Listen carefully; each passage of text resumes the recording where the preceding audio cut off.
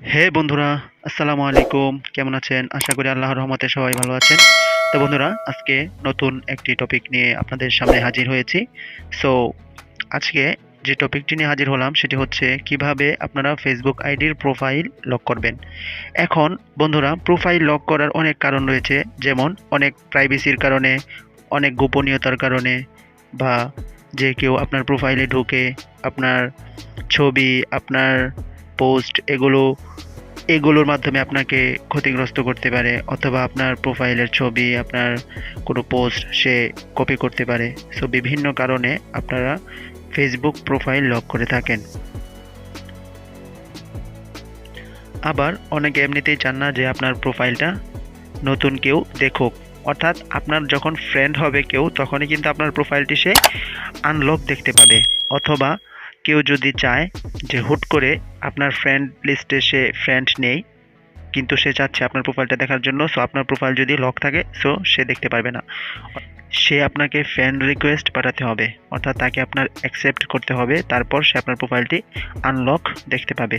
So বন্ধুরা, আমি দেখাবো কিভাবে আপনারা প্রোফাইল লক করবেন।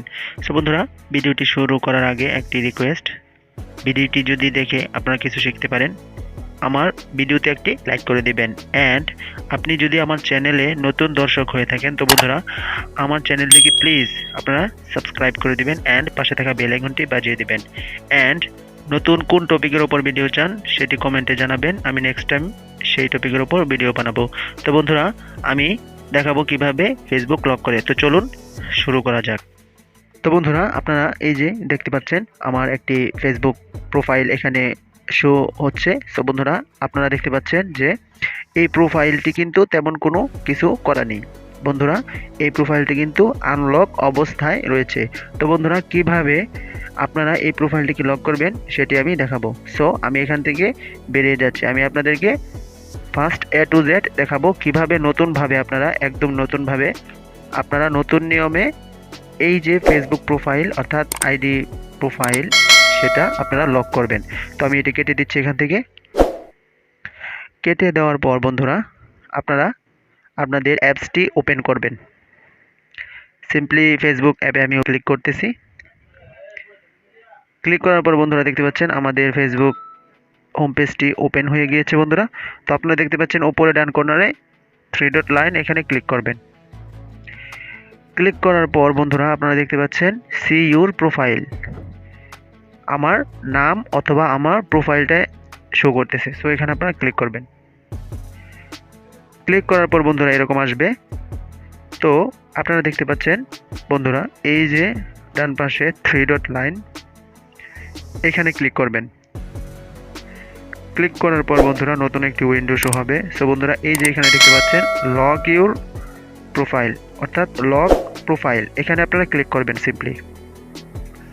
ক্লিক করার পর বন্ধুরা দেখতে পাচ্ছেন lock your profile, make your photos and post more private in one step.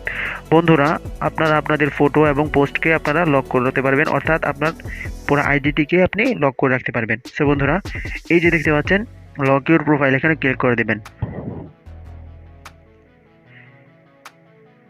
তো বন্ধুরা, you locked your profile, only your friends can see the photos posts and stories on your profile, অর্থাৎ আমার বন্ধুরা আমার ফটো এবং আমার post দেখতে পাবে, নতুবা যারা আমার ফ্রেন্ড লিস্টে নেই তারা কিন্তু আমার ফেসবুক প্রোফাইল, আমার ফটো, আমার পোস্ট কেউ কিন্তু দেখতে পাবে না বন্ধুরা।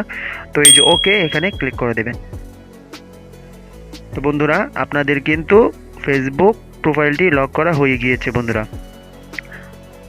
তো এইভাবে আপনারা খুব সিম্পলি আপনারা ফেসবুক প্রোফাইল লক করতে পারবেন।